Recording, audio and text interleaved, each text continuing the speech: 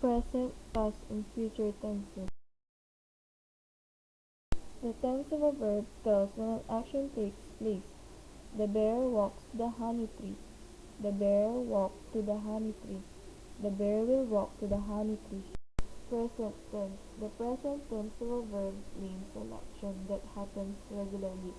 It can also express a general truth. The present tense of the verb is the base form of the verb.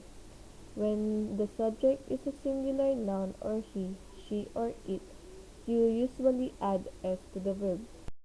Present tense. Singular. I visit, you visit, he, she, or it visits. Plural. We visit, you visit, they visit. The verb be. The present tense of the verb be differs from the base form. Am, are, is. I am, you are, she is. Past tense. The past tense of a verb names an action that already happened. Form past tense of most verbs by adding ed to the base form of the verb. Future tense. The future tense of a verb names an action that will take place in the future.